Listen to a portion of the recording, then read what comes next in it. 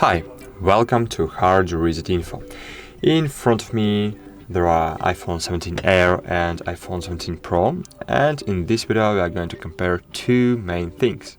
Firstly, we will compare camera features. We will see how the cameras differ between those two devices. And second, we will take a look at real photo examples to find out which one takes better pictures. Of course, we all expect the Pro to perform better, but the real question is how much better are the photos actually going to be. So let's begin.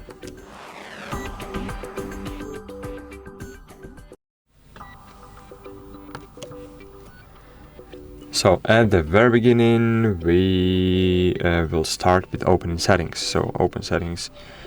And then we can scroll a bit down. Here we will find some camera settings, and so this is where the main differences begin. So let's begin with record video. As you can see, there are different ways to record video in Full HD, in 30 FPS, in 60 FPS, same settings and same options we have on Air device, but as you can see there is no way to record 120 FPS on Air device. Same situation with 4K. In 4K we can record in 120 FPS on iPhone Pro, 17 Pro device, but there is no way to record video in 120 FPS on Air. What about other things? So here we have HDR, action mode, okay. But what about auto FPS? So here we have the same settings, as you can see. So there is no difference here. Okay, move on. What about record sound? Record. Okay, what about photos? What about photos?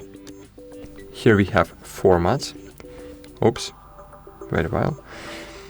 In formats we have high efficiency, most compatible, photo mode. We have same settings here, 12 and 24.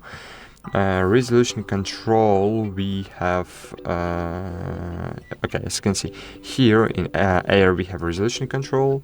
On a Pro we have ProRAW resolution control, and of course we can select the ProRAW format, and ProRAW is not available on Air. On Pro we even have Apple ProRes format for video captures. It means that we can record video in firstly in ProRes resolution, and it means that we can record video to the external drive. It's not possible on iPhone Air. And ProRes encoding HDR is available on Pro model, of course. What about photo capture and fusion camera? As you can see, fusion camera is on default settings, so 28 and 35 millimeters are enabled, but default lenses is 24 on Pro device and 26 in Air, and because of this you will be able to see slightly difference between distance of objects. I will show you in comparison, because on Air it will look a bit closer to you. Okay, lens correction. So here we have the same settings. So that's it. But now let's open the camera. Okay, so when we look at camera settings, we can already see some key differences. So even on this first camera screen, if we go into photo options, okay, it's here. If we go into photo options, so as you can see, there are first differences. On iPhone Pro lets you shoot in RAW. Shoot in RAW means you will have much more flexibility when editing your photos later in different photo editors. Another thing you will notice right away is macro photography. is available on the iPhone, as you can see right here on the Pro iPhone. On the Pro iPhone we can shot in macro. What it means and why we have macro on Pro but not on Air. It's just because on the Pro the camera can switch to macro mode because it has ultra-wide lens, which allows true macro shots. The Air doesn't have this feature just because it doesn't have a macro lens. It has only one fusion camera, only one normal camera if we want to get rid of marketing slogans. Okay. As for shooting modes, both phones offer the same set except the two, so sorry, because there is no cinematic mode in iPhone Air for some reason. I don't know why. But maybe it will. Maybe they will fix it, or not. I don't know. But what we have here, so photo, portrait, and as you can see here, we have even special on our iPhone Pro. Why?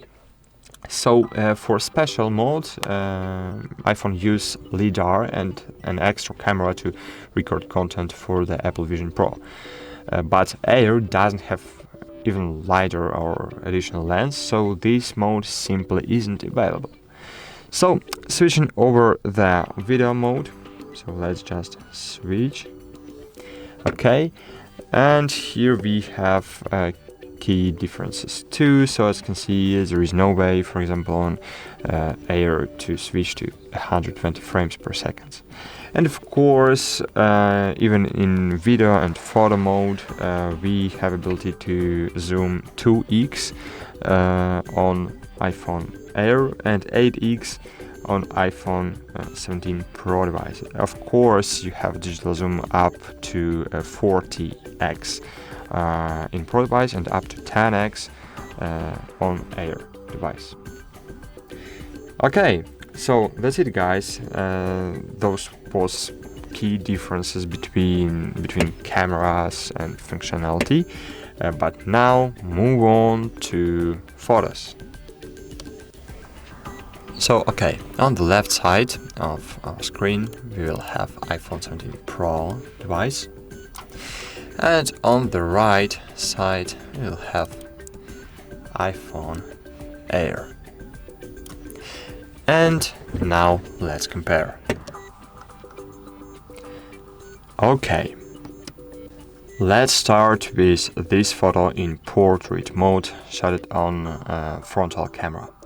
So at first glance, as you can see, both shots look almost identical.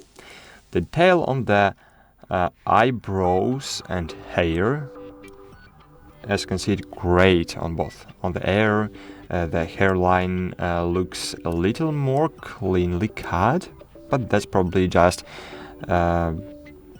I don't know, maybe it's not consistent difference, it just algorithms works this time in that way. Okay, on the other hand, the Pro did a slightly better job cutting out the t-shirt. The background blur nearly the same on both phones, maybe even touch stronger on the Air, but not better or worse, just a bit different maybe. Okay, but dynamic range is excellent across the board. So honestly, if you showed me those two pictures without telling me which phone they came from, I'd probably think they were taken at the same device. The only maybe subtle difference I noticed just now, as you can see, on my Air, my face looks a bit shinier here, as you can see, while the Pro seems to apply a more matte effect, reducing the shine. But again, that could just be how the algorithms worked at this time, not necessarily a built-in camera difference. Okay, so here we have the same situation. As you can see, this was a set of several different photos, and as you can see, they handled exactly the same. So this photo also taken with the front camera in portrait mode, and here as you can see, Pro did a slightly cleaner job cutting me out against the green patches, as you can see. So the background blur look the same, and the sky is equally beautiful on both devices. And there, the sky might look a touch more blue, but it's such a minor difference. It doesn't really matter. And honestly, I can't say I prefer one over the other. To me, images look almost identical. And keep in mind the lightning conditions weren't easy here. It was early morning sunlight, and early morning sunlight hitting one side of my face, as you can see, pretty strongly. And it's really good test for the dynamic range. And both devices handled it really well, no blown out highlight, but the air, as you can see, again shows the sunlight side of my face a little brighter with the Pro. Smooth things out with the same matte effect as on the first photo, and keep slightly more detail in the shadows. So you can especially see it on the left side of my face, as you can see here. Maybe here some space is a bit burned out, and we have no same station on the left photo. As for sharpness and detail, the difference is barely noticeable. Maybe it's not noticeable. As you can see, for example, for the eye. So first phone and second one. Okay, maybe on the Pro sharpness is a bit better. Yeah, maybe it's a bit better. Okay, move on. So this is the same photo. As you can see, yeah. So with the dynamic range is just better on Pro device. Now I see it. It's a bit better. Okay. And now is very difficult question. Very difficult question. Now I'm gonna see you, and now I'm gonna show you it all. This photo was taken using zoom. In this photo, we can see two very different approaches to processing. On the Pro, there is sort of hazy overlaid effect, which looks a little unusual and makes it hard to compare directly with the Air shot. But one thing is absolutely clear: the Pro delivers much better macro photos simply because the Air can't make macro photo. And here we have macro photo. What is completely, as you can see, I tried to make the same photo here, and unfortunately there is no way to make macro photo on Air just because Air doesn't have ultrawide lens. So let's compare this video taken with the front camera, and this time in horizontal format. Even thought I'm holding the phone vertically, but it's, as you can see, recorded horizontally. Both the Air and Pro automatically record horizontally, and honestly, it's super convenient. These clips were shot while I was walking, so you can see how the stabilization works. And for some reason, the video shutter just, as you can see, stutter just a little, and my guess is that after about half an hour of my recording, both phones started to overheat. The Air got especially hot, so so hot that it automatically dimmed the screen to minimum brightness and I couldn't turn it back up. The Pro was warm too, but not nearly nearly as bad. That's definitely something to keep in mind if you plan on recording long videos with these phones. Aside from that, thought the overall video quality is excellent and on both devices. I really like dynamic range, I really like colors, I really like stabilization. Front camera is really beautiful. I really think if you're a blogger, you can record video on frontal camera and not using rear camera just because front camera is really good now. Okay, let's move on. Here is the screen recording of how it works. Unfortunately, I won't record it on Air, but on Pro I can record screen and record with camera at the same time. It's a cool feature. It's not available on Air device, but available on Pro. And of course it's a really cool thing. But now the video from rear camera, from the main camera on Pro and on Air device. Okay, so let's take a closer look here, because this is where differences should be more obvious, more visible. Both phones did a good job. As you can see, now I'll start both videos. But in the Pro you can see a bit deeper colors, steadier stabilization and a bit more dynamic range. Overall, just cleaner footage. If you notice those, here you will see right now. Okay, so there are a bit weird lines here on the Pro, but that's just from lens protector on the main camera causing slight reflections, but it doesn't really affect the image quality, it just shows up as glare. So, as you can see, both phones handle this scene well. The Pro is better, but the gap isn't huge, it's not even big, until you start zooming. As you can see right now, I'll zoom, yeah. So that's where the difference is massive.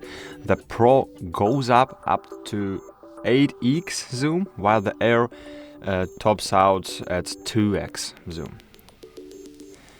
As you can see. Outside of zoom, the Air still holds up surprisingly well. But when we talk about zoom, unfortunately, Air can't be good just because it hasn't physical telephoto lenses. But as you can see, Air is really beautiful. Air's camera really cool, but wait a second, hold on. As you can see, about blur, right? So Air and Pro are focused on this place, and as you can see, the background on Pro is physically blurred. It's not the algorithms. But it can't be possible when you have only one lens on Air, and as you can see, there is no background beautiful blur on the Air. Yeah, and because of it, overall quality of video recordings is better on Pro, but it must be better just because it has, first of all, 3 cameras, it has LiDAR, it has, I don't know, it's just more expensive. And it was positioned like a pro recording tool, you know. So yes, it's really good camera on Pro and really good camera on Air. So that's it, guys, about video. Let's move on to zoom photos. And here I'm using 2x zoom on both devices. On the left, the iPhone Pro as usual. And honestly, I don't even need to explain much here. It's clear that the Air really struggles with zoom. As soon as you start zooming in, the image quality drops fast. Details got lost. As you can see, a dynamic range falls apart. But to be fair, that's exactly what we would expect, just because it hasn't telephoto lenses. It's normal. Okay, move on. This is the same situation. 2x zoom on the air, it's really bad. Okay.